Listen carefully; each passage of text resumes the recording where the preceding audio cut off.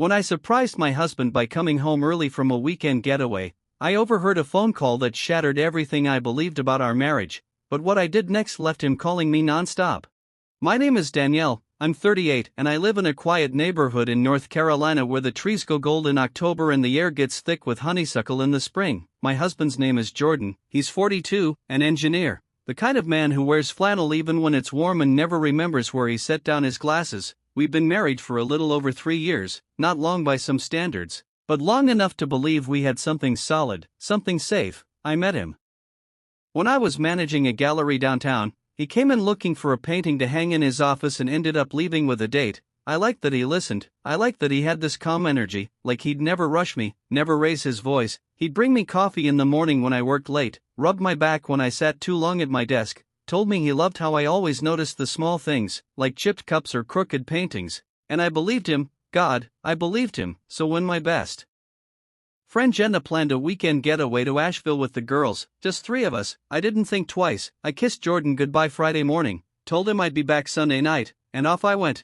I even brought back a little handmade candle from a mountain market that smelled like cedar wood and amber, thinking it would be a nice gift, something simple to say I thought of him while I was away, but I never gave it to him, because I came back early, not dramatically early, just a few hours. We cut the trip short because Marie got food poisoning Saturday night and none of us really felt like sticking around in a hotel room that reeked of disinfectant and regret. I didn't text Jordan, figured it'd be fun to surprise him. I imagined him in the kitchen, maybe watching football, maybe still in his sweatpants with the little hole in the knee, and I imagined creeping in with that silly grin I always got when I was about to pull something cute. I parked the car down the block so he wouldn't hear it, walked in the front door as quiet as I could. The house was still, no TV, no music, just the faint sound of his voice from upstairs. He was in the bedroom, and I don't know why I froze on the stairs. Maybe it was the tone of his voice, maybe it was some primal instinct in me, some whisper that said wait, just wait, and so I did. I stood halfway up the staircase, one hand on the rail,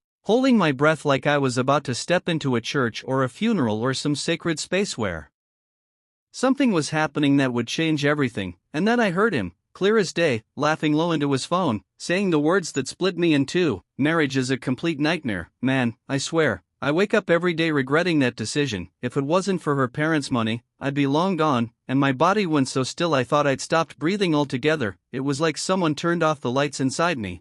I didn't even feel anger yet, just this strange cold clarity, like time slowed down and sped up at once. I don't remember walking back down the stairs, don't remember picking up my bag from the entryway. I just know that I left, got in the car, drove around the block twice before parking at the grocery store, sat there with my hands on the steering wheel for what felt like a year, then drove home at the time I was supposed to get back, walked in like nothing happened, kissed him on the cheek, said traffic was a nightmare. He smiled and said he missed me, asked if I had fun. I said I did. But really, I felt like I was floating 6 feet above my body, watching someone else live my life. Over the next few days I played my part perfectly, smiled when he made dinner, laughed at his stupid puns, let him kiss me on the neck like nothing had changed, but inside, I was building something, not revenge exactly, just a kind of quiet resolve. I needed time to process, to figure out who I really married. 5 days passed, and then I made my move. I waited until he went to the gym like he always did on Thursdays around 7, then I packed a single suitcase, took the candle I never gave him, and left a note on the bed that said simply, I know, no accusations, no scenes, just that. Then I turned off my phone for exactly 2 hours, and when I turned it back on, there were 23 missed calls, then 24, then 27 by the time I checked voicemail. His voice was panicked, desperate, like he suddenly realized he wasn't in control anymore.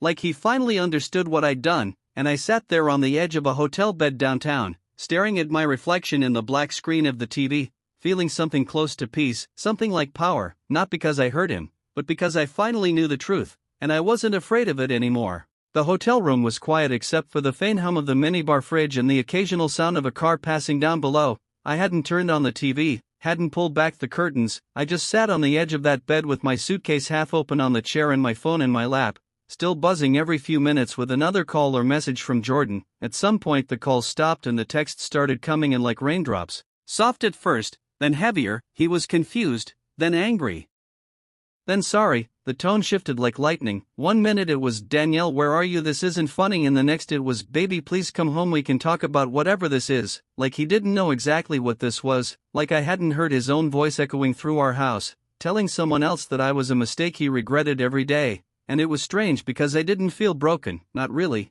I felt like a ghost walking through the wreckage of something I thought was real.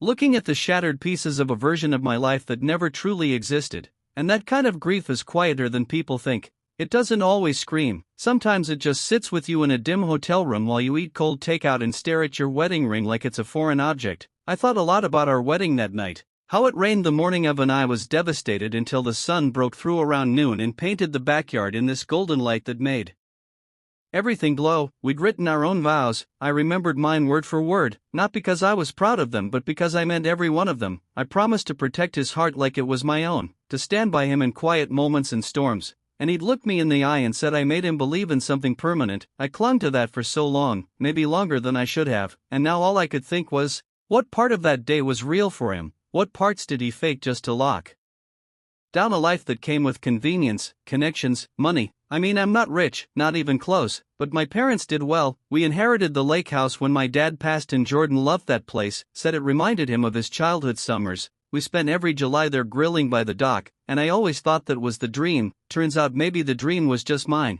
Friday came and I went back to the house, not because I was ready to talk but because I had more to do. He wasn't home.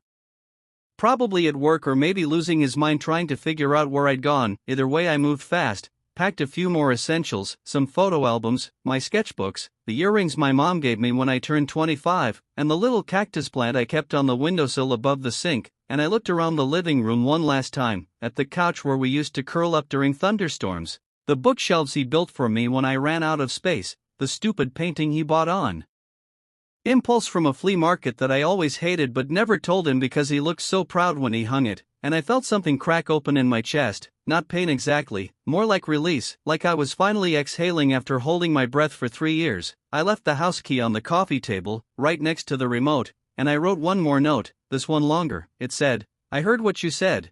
I don't know how long you've felt that way or why you stayed, but you don't have to anymore.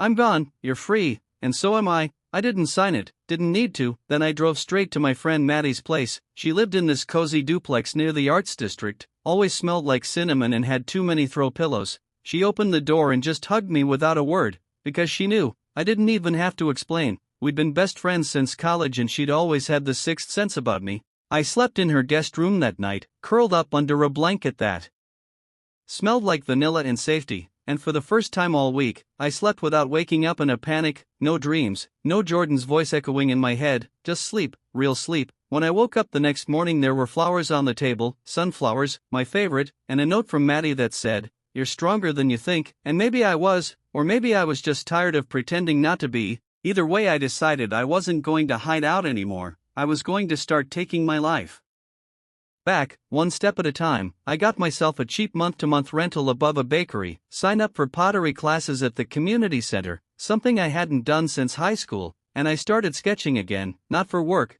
not for commissions, just for me, and it felt good, like finding my way back to a version of myself I'd left behind when I got married. Jordan kept trying to reach me, but I didn't answer, not because I wanted to punish him, but because there was nothing left to say. He made it clear that he was with me for reasons that had nothing to do with love, and no amount of apologies could rewrite that truth. I needed time, I needed space, I needed silence, and the funny thing is, in that silence, I started hearing myself again.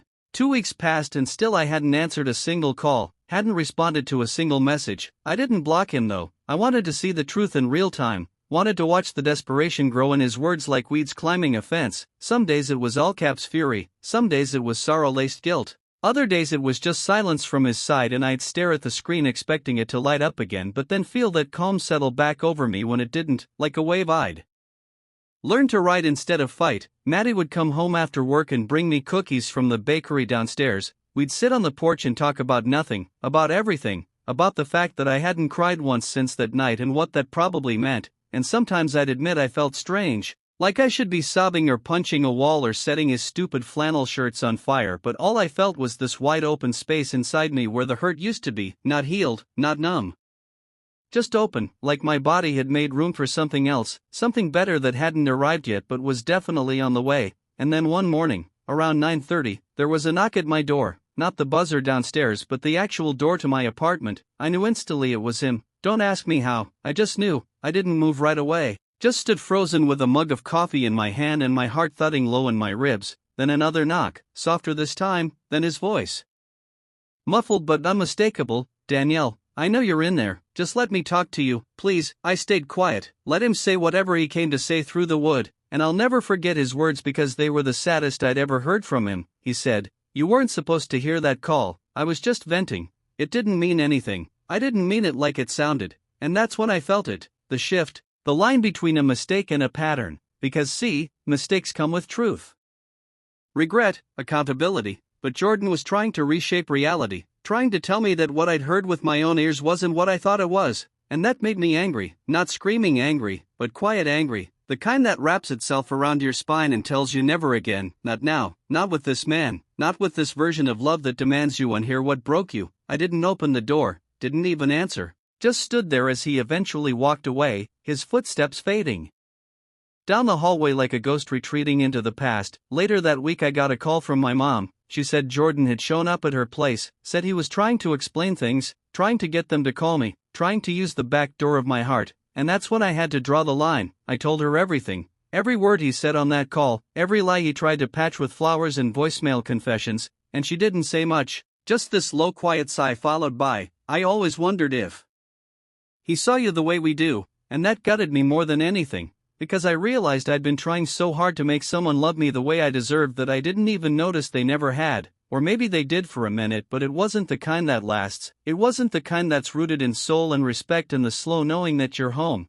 and so I started doing what I needed to do to move on, not out of spite but out of necessity. I got a lawyer, filed the papers, told him through a short email that this was what I was doing and that I wouldn't be negotiating or rehashing the past. And he didn't respond right away, but when he finally did, it was this bizarrely formal reply saying he understood and hoped we could both find peace. And I remember laughing out loud in my little studio above the bakery, thinking how absurd it was that a man who said he regretted marrying me because of my family's money was now hoping we'd both find peace, like that was some mutual quest we were on, like I hadn't just pulled myself out of a slow-motion betrayal that could have swallowed me whole if I'd stayed quiet. But I wasn't quiet anymore. I was painting again, signing up for local fairs, connecting with artists I'd admired from afar for years. And one afternoon Maddie dragged me to this open mic night at a coffee shop where people read poetry and short stories, and this one woman stood up and read a piece about starting over at 50 after her husband left her for a girl half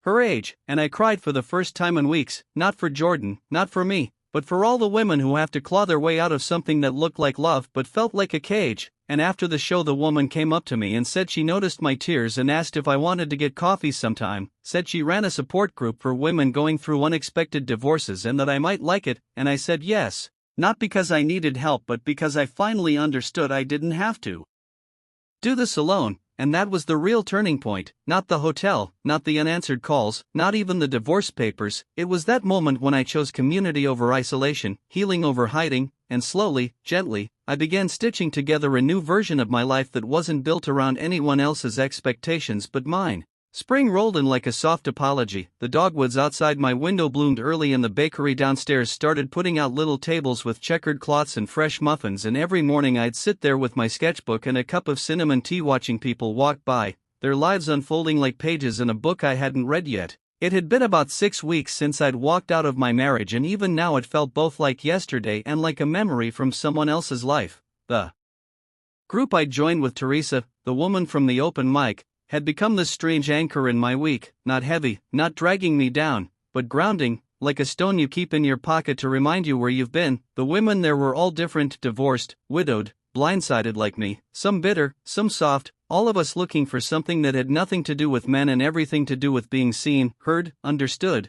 I didn't share much at first, just listened, but then one day Teresa asked me to bring in one of my paintings, just something small, and I did. A piece I'd done after that night I cried at the poetry reading. It was this abstract swirl of reds and golds and these tiny black lines like cracks in the middle, and when I showed it, something broke open in the room. Everyone was quiet for a minute and then someone whispered, "That's exactly what it feels like." And I felt this warmth rush up my neck because I knew I'd turned my pain into something someone else could recognize, something useful, something healing, and that changed everything. After that, I started painting like my life depended on it, not just at night but all the time, between errands, after meetings, sometimes right in the middle of lunch if an idea hit me. Maddie cleared out the second bedroom in her place and helped me turn it into a little studio, hung up twinkle lights, brought me a used easel she found online, and for the first time in years, I felt like I was building something that couldn't be taken from me, something that didn't hinge on whether someone else stayed or loved or pretended to. Meanwhile, Jordan had gone quiet, no calls, no texts,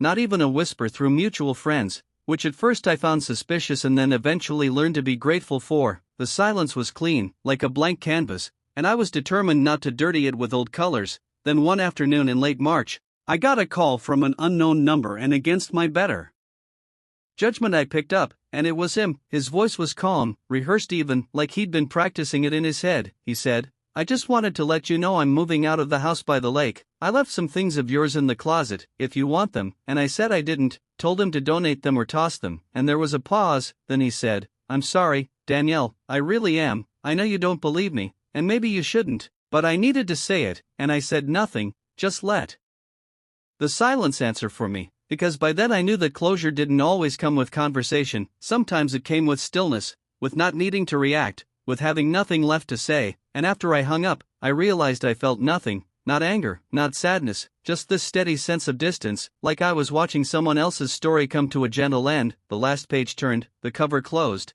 A few weeks later I got an email from a local gallery. They'd seen my work through Teresa, who'd passed along my Instagram, and they were putting together a spring showcase of emerging female artists and wanted me to be part of it. I said yes, of course I did, and for the next 2 weeks I painted like a woman possessed, like a woman freed, like someone who'd stopped asking permission to exist. The night of the show Maddie came with me, wore this ridiculous feathered scarf that made everyone smile, and insisted on taking 100 pictures of me next to my pieces, and at some point I wandered away from the crowd, just stood in the corner watching people look at my work, tilting their heads, whispering things I couldn't hear but could feel in the room. And that's when it hit me, this moment of full circle clarity, that I'd come back to life in the quiet, in the doing, in the choice to be alone rather than be misused. And I was proud of myself, not because I'd survived a bad marriage, but because I'd chosen to leave before it broke something I couldn't repair. Not all women get that moment, and I knew that, which made me hold it even tighter, not like a victory but like a torch, like a promise I'd made to the woman I used to be, the one who stood frozen on the staircase all those weeks ago listening to her husband say she was just a paycheck with lipstick. And now here I was, lighting up a room with something I'd created from the ashes of that betrayal, and it didn't make what happened okay, but it made it matter, it made it mine.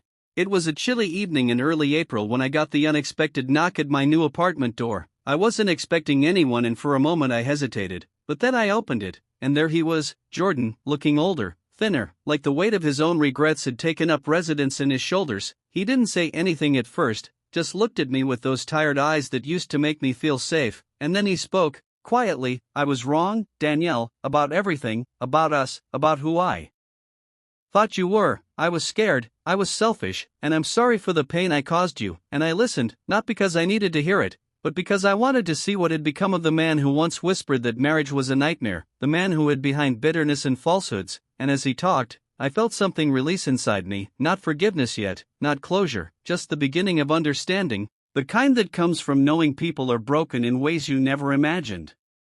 But you don't have to fix them, you just have to let them go. I told him I'd moved on, that I was building a life filled with color and light, and that there was no space left for shadows. He nodded, said he understood, and for the first time, we didn't need to say more. The silence between us said everything. After he left, I closed the door and leaned against it, feeling a sense of peace I hadn't known I was capable of, peace not born from forgetting, but from finally facing the truth. I'm not the woman he said I was on that phone call. I'm not the ghost of his regrets or the sum of his mistakes. I'm Danielle, an artist, a survivor, a woman who chose herself when no one else would. And that choice is the loudest, most beautiful thing in my life. Months later I hung a new painting on my apartment wall, a vibrant explosion of blues and yellows and deep, steady greens. It was called Rise, and every time I looked at it, I remembered the journey from silence to strength, from heartbreak to hope, and I knew, without a doubt, that this was only the beginning of my story, the part where I finally got to write my own ending.